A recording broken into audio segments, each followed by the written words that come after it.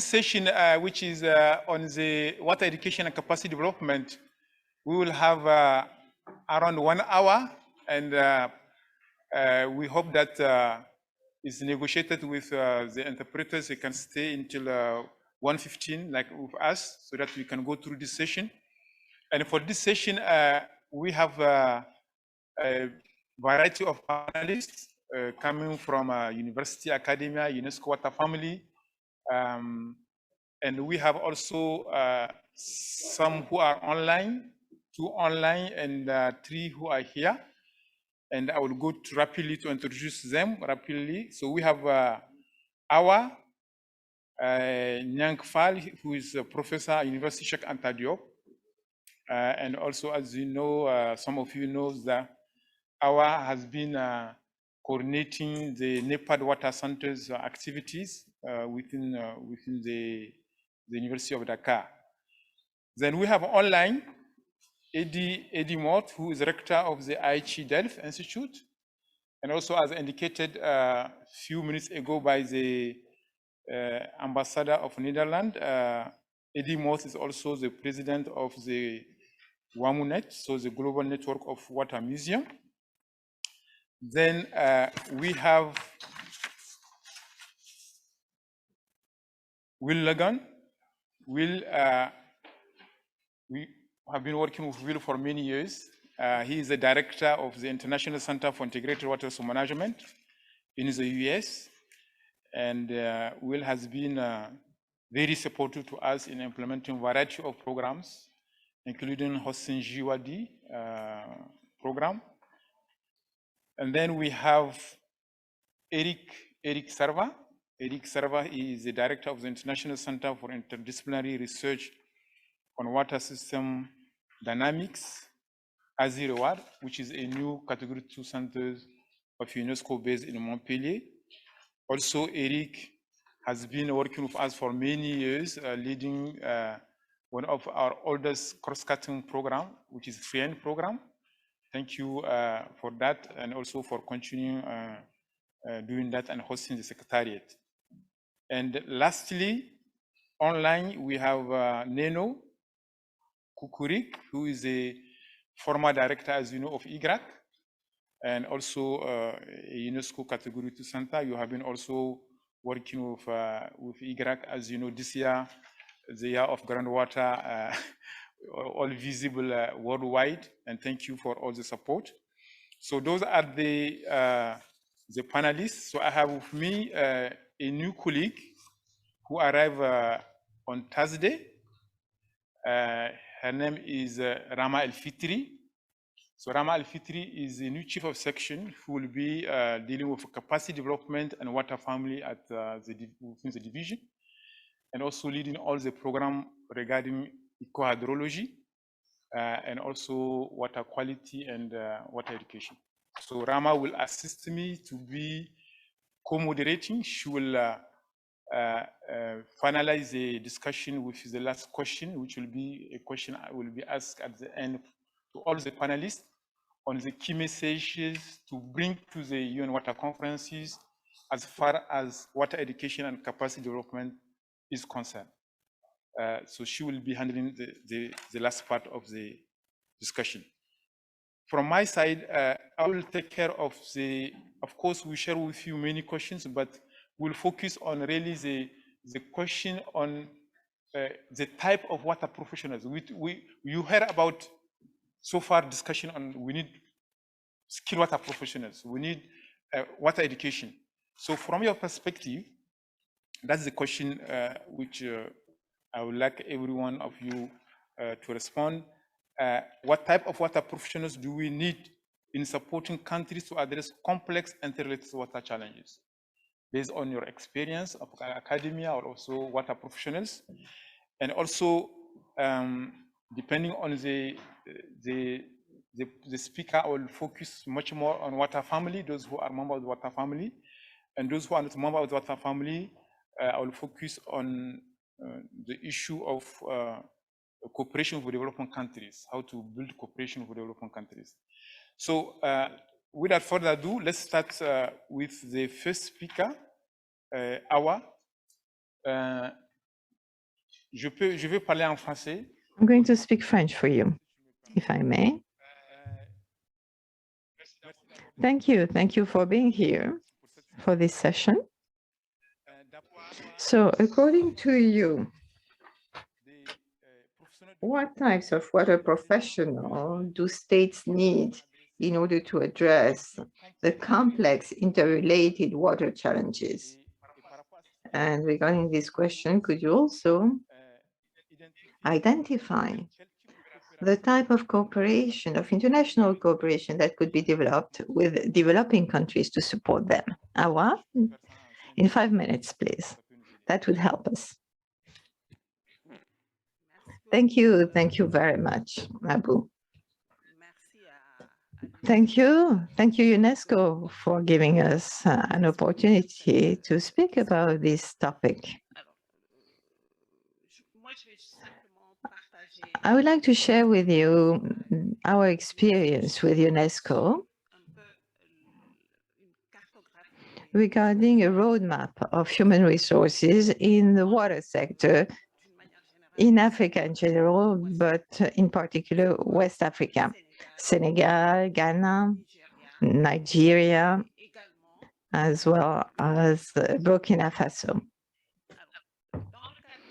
So, within the framework of the NEPAD Centers of Excellence for Water project, the identification of gaps has shown that we didn't have sufficient human resources in that sector, and the level of qualifications for the staff of the water sector did not really match the actual needs.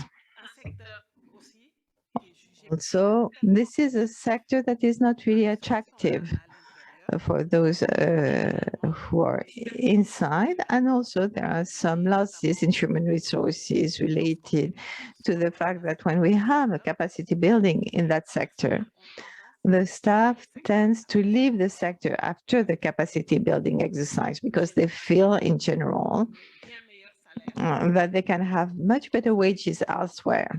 So it's an actual loss. And also we've seen that it was necessary to develop some trainings that would be specific technical trainings on water and sanitation, because of course there are some trainings within our universities, but we have to admit that they are rather general in nature. So there are these gaps that were identified, and we also need to add for a sub-region challenges in terms of access to data, the quality of information that are available in general, also some deficits regarding the skills for the water staff, problems of coordination, the fact that there's a mismatch between the institutional framework and the regulatory framework. So this does not actually support meeting the needs of the sector and reaching its goals. On that basis, several fields of trainings have been identified. Quality of water, of course. This has to be linked to the gap in terms of sanitation, data management and modeling issues, knowledge on groundwater also, because we realize that there's a huge gap in terms of knowledge in that field. There were some basic studies, but they are no longer conducted. So this is a real problem, as we know that most of our rural areas actually get their water from the groundwater. We do not always take into account exchanges between surface water and groundwater. So knowledge on groundwaters and the management of groundwaters, this is critical. The issues of access to water and sanitation, of course, as well as the issue of management and administration of drinking water and sanitation services. So for all of these, UNESCO has played a role, of course, for the identification of gaps, identification of training requirements. And we think that today UNESCO can and must be in charge of the topic of capacity building at the technical and scientific level for water and sanitation. Of course, this will be done in partnership with universities and training centers that have already strong partnerships with UNESCO. Of course, we will need to develop and promote the development of partnerships of policies, educational policies for that sector in order to reach our goals. Even if I've heard this morning someone, Mr. Hatem, who said that we're not going to reach the goals for the sector, I think that some efforts are being made, some gaps can be filled, and I think that UNESCO can really help in that regard. Thank you. Thank you very much, Awa. Thank you.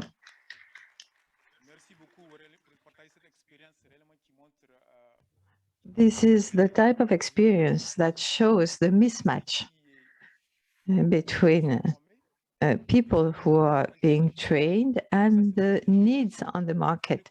So it's something that should be corrected so that universities that are training people can actually train people with the right skills that can be operational directly and can support countries for their development.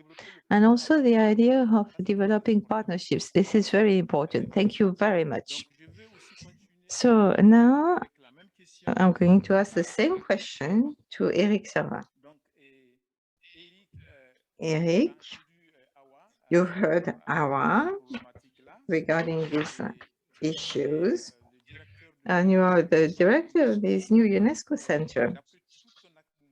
Based on all of your experience at the international level and the partnership with the South that was developed, what are the types of professionals of water that countries really need, in particular developing countries? And what type of partnerships, international partnerships, could be developed with developing countries to support them? Well, thank you. Thank you very much. I would like also to thank UNESCO, as many others have done this morning. Thank you for giving us this opportunity to have this reflection together on these very important topics, and in particular what relates to training at different levels. And I think that it is important to look into the initial training too. We speak a lot about skills development, focusing on what could be added to the skills of people who are already specialists in the field. So, of course, this is important. I'm not saying otherwise, but I think, and this is really the academic who is speaking, the trainer within university, I think that there's a lot to be done today still on these initial training issues. And in particular, training should enable us to have specialists who are extremely skilled in very specific fields. But I think, and this is what I feel when I'm in the field, when I speak with the actors in the field, with the entrepreneurs, with scientists, I think that their technicity has also to go with the fact of being open-minded and being able to include other scientific fields that could be studied. I think that really water is a cross-cutting issue, and nobody can imagine having the capacity of solving all of the problems related to water on their own. So I think that the specialists we need to have should be able to include this cross-cutting dimension, which means that the initial training that has to be a high-level training and for most of them in the technical or technological field, this should also cover interdisciplinarity and pluridisciplinarity approaches. I think this is really essential. If science, technology can indeed bring solutions, however, they absolutely need to take into account the social, societal, and cultural dimensions that relate directly to water, all of which have contributed to shaping our societies of today. So we need to have different initial training so that our engineers and technicians are interested in these society-related issues and cultural issues so that they actually include them on a regular basis in their approaches. And to do that, we need to share, of course, our knowledge, our processes, our skills, expertise, and specificities. I think, and in that regard, UNESCO has really a role to play, of course.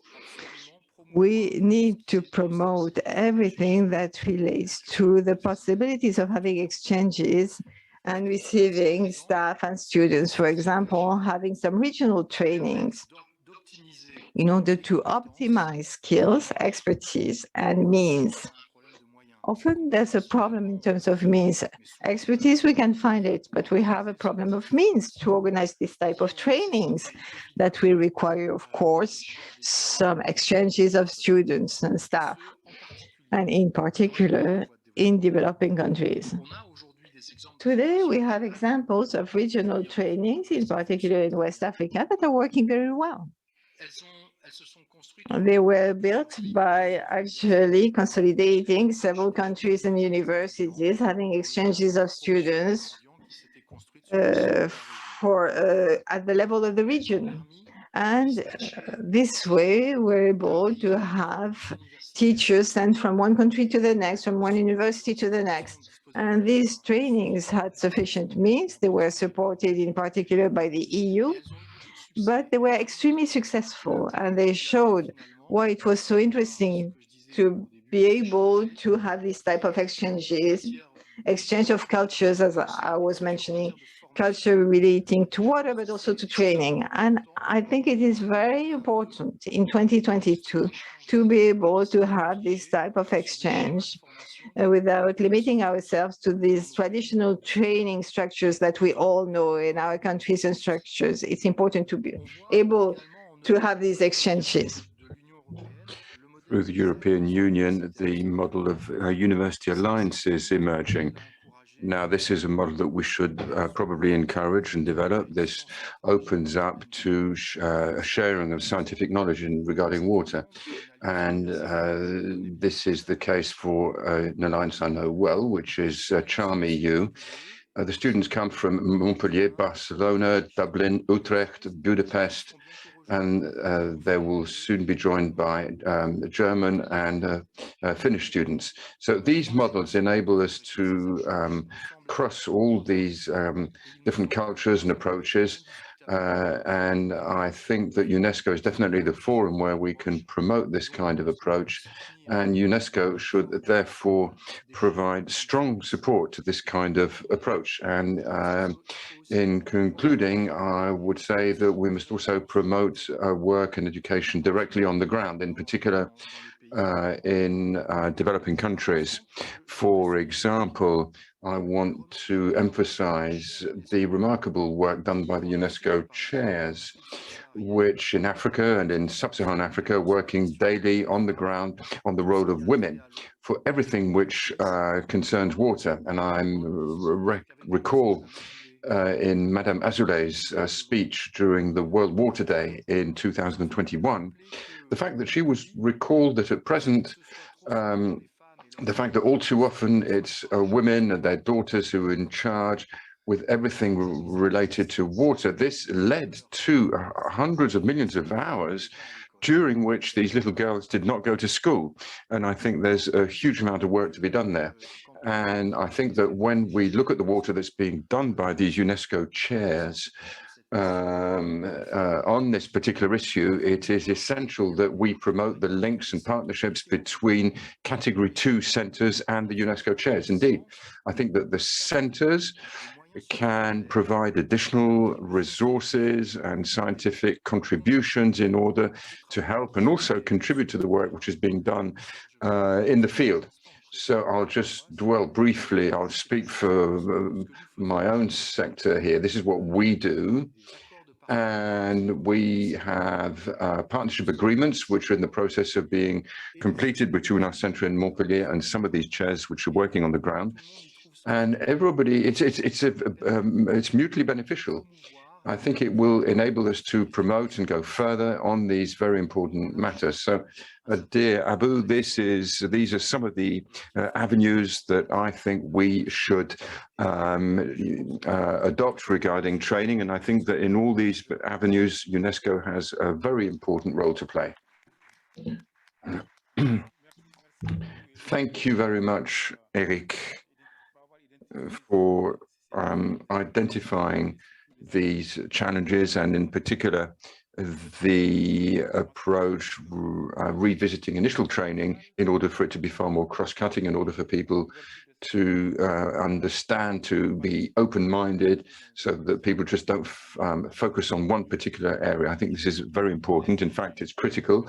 Inter-university exchanges are essential in order to share skills, knowledge, expertise, and that you've identified this, and also the issue of partnerships between the members of the water family at UNESCO, and we encourage all these centres and chairs to sign agreements between themselves. Will Logan, you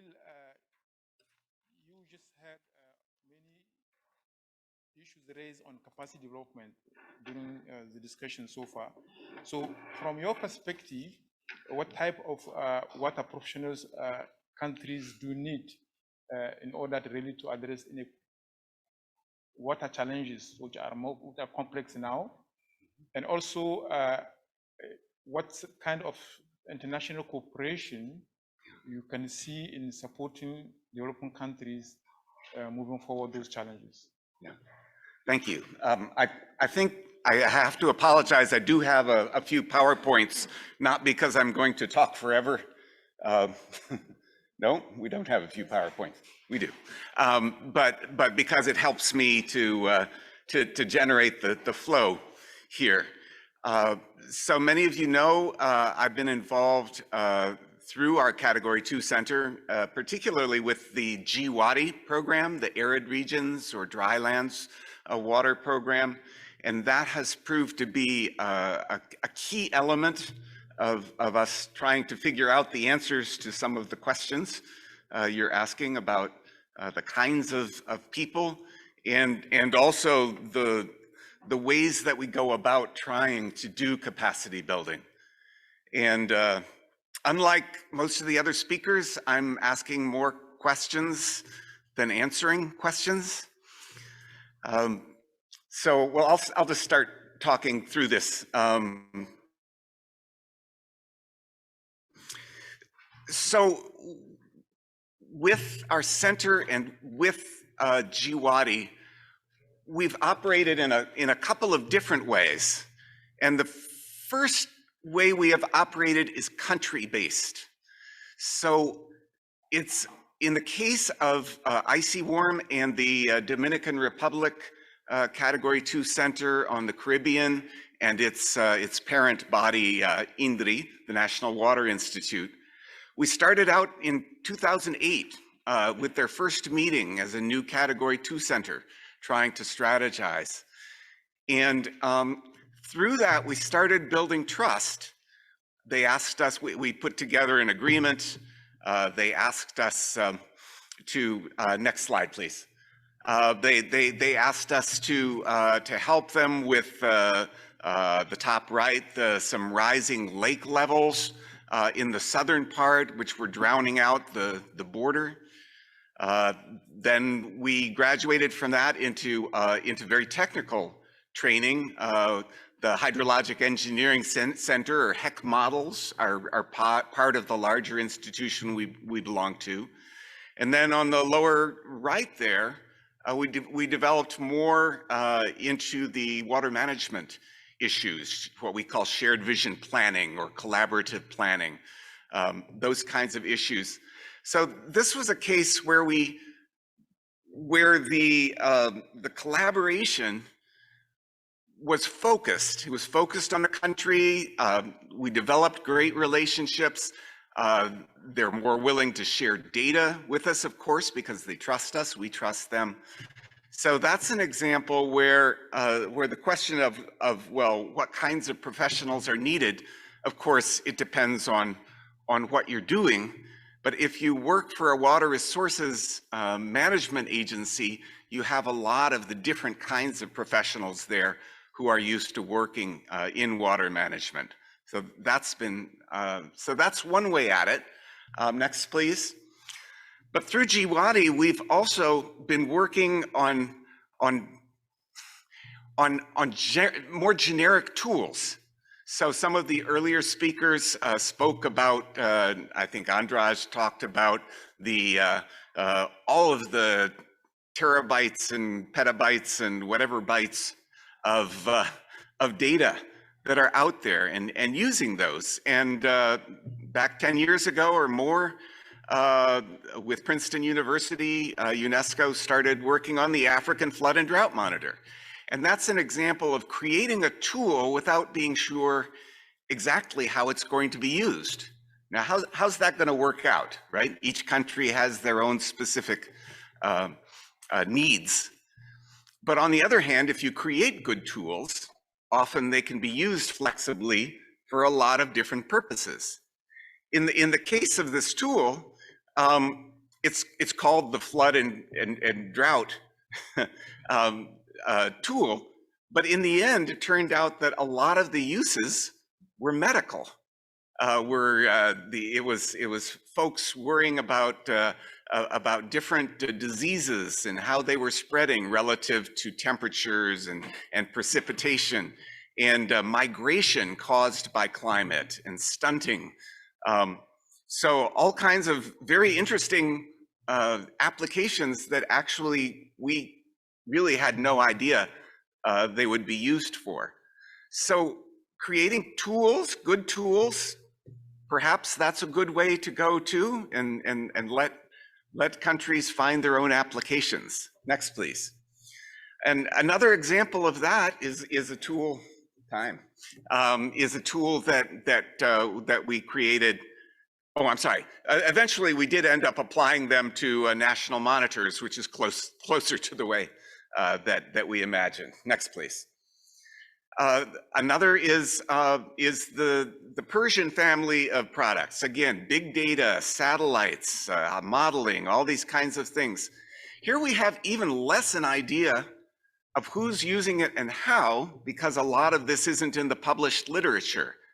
What we do know is the data downloads are going up 60% a year for the last 10 years.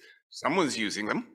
And we know that it's not just the United States and Europe who's using them. The top 20 countries, look at the list there: India, Indonesia, Iran, Brazil, Ethiopia. It's a long list, Namibia. So clearly these are being used by developing countries as well as the North and the West.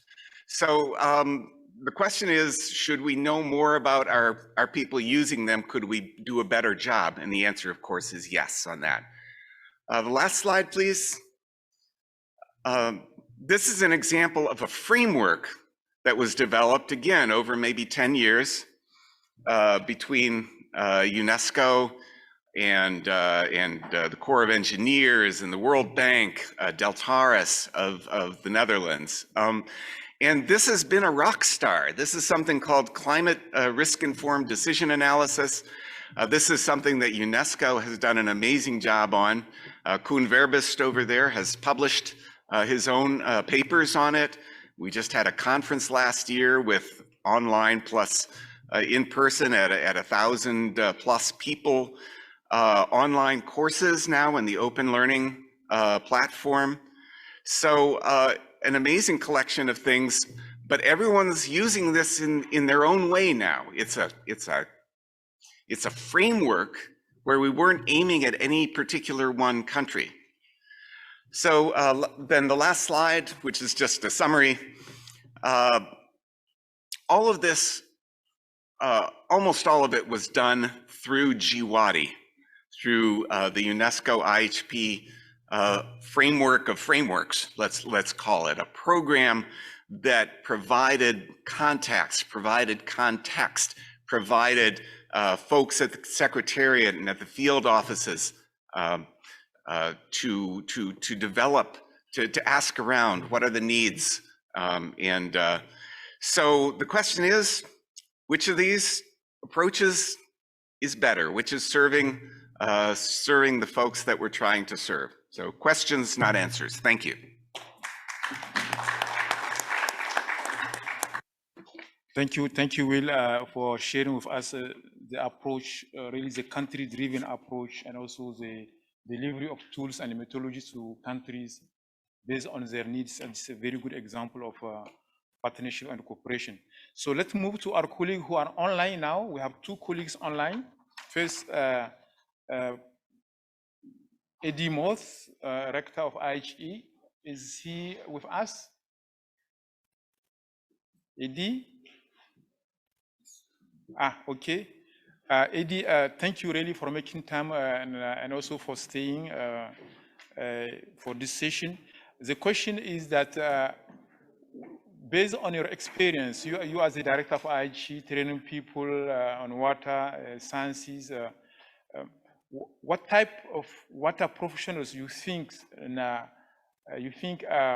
countries need now in order to support them addressing complex and interrelated water challenges? And because you are director of a Category 2 center of UNESCO, how do you see the role of UNESCO water family in promoting cooperation among themselves? You can't hear you. You are muted.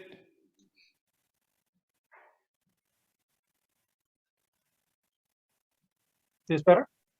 Yeah, it's fine. If you can do it really in 4 or 5 minutes max, because we are running out of time, please. Sorry for that. I can be short because I think the earlier speakers, and I would like to compliment them very much for their input. I think that was really nice, and maybe in the answer to you, I will have a short reflection on some of what the others were saying as well, because I think that's also at the basis of your question.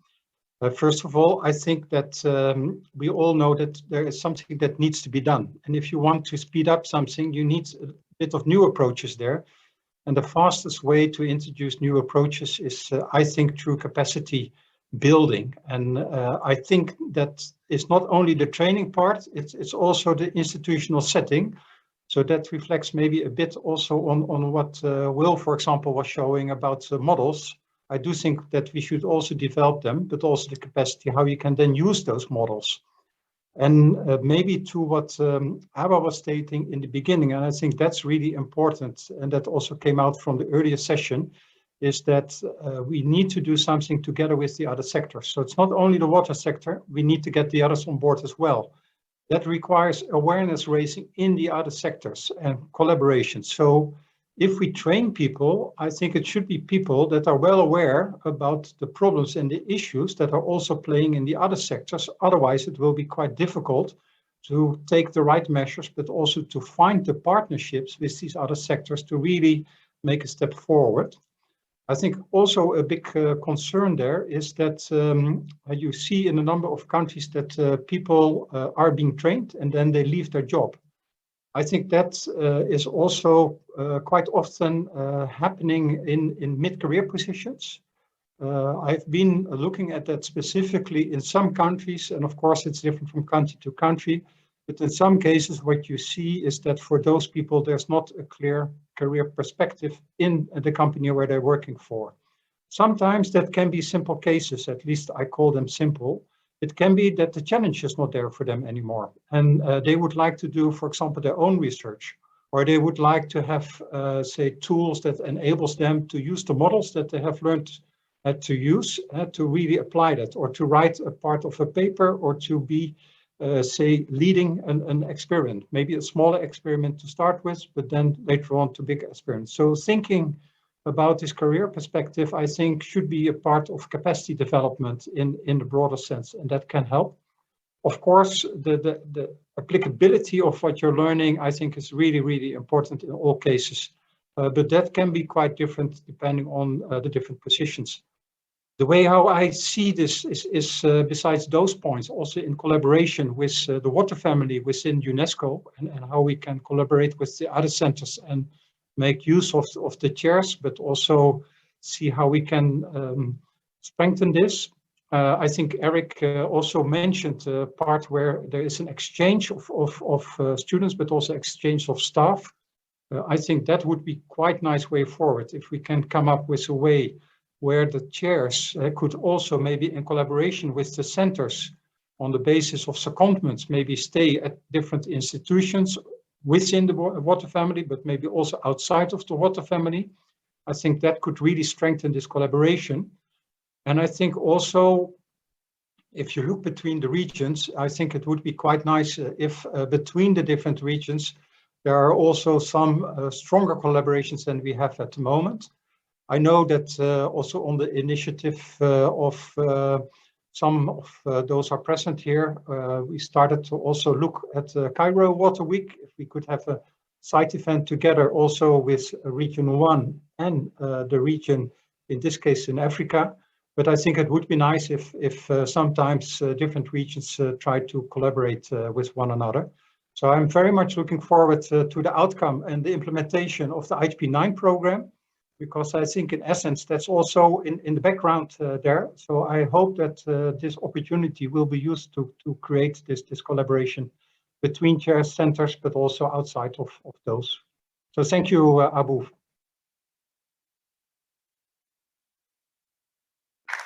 Thank you, Eddy, for really highlighting the issue of career perspective. This is something which is very important indeed, and also all the other aspects on partnership.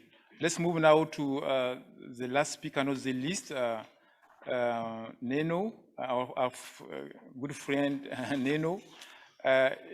Neno, based on your experience, also, what type of water professionals do you think member countries needs in order to support them in addressing the complex water challenges? And also, as former director of IGRAC, you know very well the UNESCO water family, what kind of type of cooperation we can support among themselves? Thank you, Abu. And you will be not surprised that I will say a few words about groundwater and specifics of groundwater, because according to SDG acceleration framework, capacity building got this strategic role. And since groundwater makes up 95% of all liquid water resources, freshwater resources, then capacity building in groundwater plays a very important role. Interesting about capacity building in groundwater is that we have more information about gaps than about assets, actually. And capacity building gaps can be found in both in human capacity and what Eddy mentioned, institutional capacity.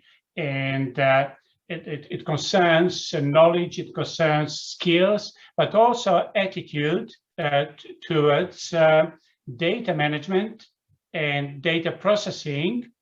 And we see that this lack of good governance, data information governance, is very often related to actually very limited, insufficient, systematic investments in groundwater. And talking about this intersectorality, what Andras already emphasized, link of natural sciences and social sciences.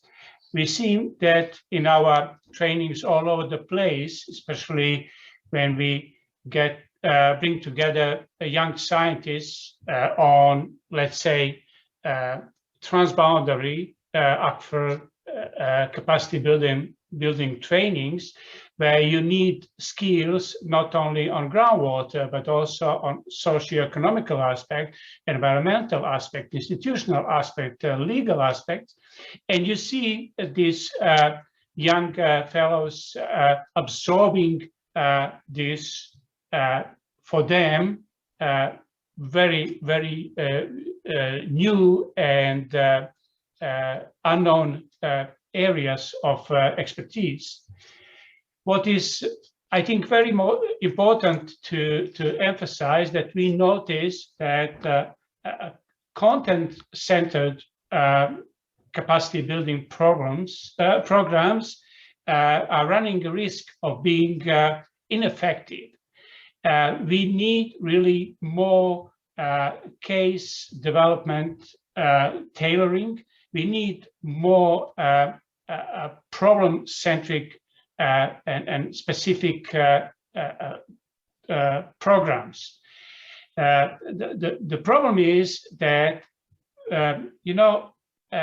people are not aware of these new concepts, of new programs, and we don't know sufficient about success of these capacity development programs, because there is no proper validation. And I will just mention capacity building on monitoring. Groundwater monitoring needs much more attention, and we are doing this capacity building already for more than a decade in more than 70 countries so far. And what we noticed, that it's very important to learn what people do in the other countries. Just 2 years ago, we prepared a global overview of national monitoring programs, and we've seen that the countries are very innovative in capacity building programs, especially in addressing regional aspect of groundwater. So to conclude, let's make a better promotion of these case-specific and the problem-specific capacity building programs. Thank you. Thank you very much, Eneno, for highlighting the case-specific program. Unfortunately, we are running out of time. We have only 4 minutes, because otherwise, after that, we don't have a translation. Interpreters will leave us. So the last part will be coordinated by Al-Fitri, and she will ask the last question on what kind of message are we bringing to the UN Water Conference. Thanks, Abu, for allowing me to co-moderate this session. So, as introduced before this, my name is Rahma El-Fitri. I am the new Chief of Section for Capacity Development and Water Family Coordination under Division of Water Science of Unesco. So I will ask the last question to the panelists. First, I will ask Ms. Awa. What are the main message UNESCO should bring to UN 2023 Water Conference in relation to water education and capacity development? Thank you, Rahma. Just 4 messages. Firstly, promotion of water and sanitation education at all levels to raise collective awareness of the value of water and its place in our daily lives. Secondly, strengthen funding for the water education sector at the level of technical centers, universities, or research centers.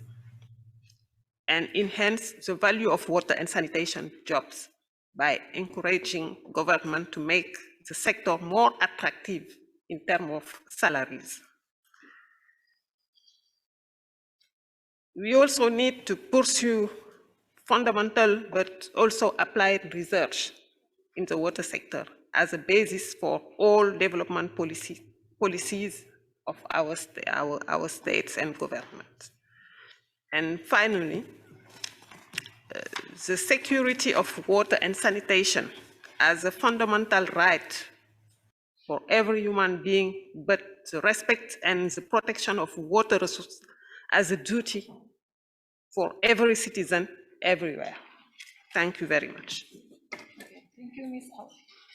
Thank you, Ms. Awa. Next, I will ask the second panelist, Mr. Eric Servat, to a similar question. What are the main messages UNESCO should bring to UN 2023 Water Conference in relation to water education and capacity development? Merci. Donc, je mettrai 3 points. Thank you. For me, there are 3 main points, very quickly. First, today we must absolutely promote initial trainings that are interdisciplinary. It's essential if we want to train experts that can really deal with water issues globally. Secondly, we must promote trainings at the regional scale so that we can compare approaches and cultures and have very rich exchanges that will help us deal with problems. And 3, we must develop collaborations between Category 2 centers and chairs. One of them are very specialized and the others have the means and the skills to contribute to the resolution of all those issues, and especially on the training level. Okay, the interpreters are sorry, but they will stop interpreting and take their break. Thank you. What are the main messages UNESCO should bring to UN 2023 Water Conference in relation to water education and capacity development? Yeah, I will just add one to the points made before, and that is we need to really think about the online virtual training, what its strengths are in terms of the quantities of people. We can train huge numbers of people if you're just passing information. But our in-person courses have been very interactive between the instructors and the students and between the participants and each other. So we need to see how can we maximize, how can we use these things together. Thank you. Thank you, Mr. Will Logan. I will also ask the online panelists here. First, I will ask Mr. Eddy Moors the same question. What are the main messages UNESCO should bring to UN 2023 Water Conference in relation to water education and capacity development? I think there are 2 parts for me important. One is the awareness raising of other sectors, that's really needed, that other sectors are becoming aware of the urgency that we should solve the issues related to water. And I think together with that, I think it's important that we also ask the UN to make a funding system available to allow countries to ask for help in capacity development. And again, capacity development both in training, but also in institutional strengthening part. Thank you, Mr. Eddy. Last but not least, I will ask Mr. Neno, what are the main messages UNESCO should bring to UN 2023 Water Conference in relation to water education and capacity development? Thank you. Just one sentence. Keep using combination of science and diplomacy to strengthen international cooperation, because It creates synergy, which is best capacity building tool. Thank you. Thank you so much, Mr. Neno. So thank you also to all panelists for very good discussion and good deliberation on this topic.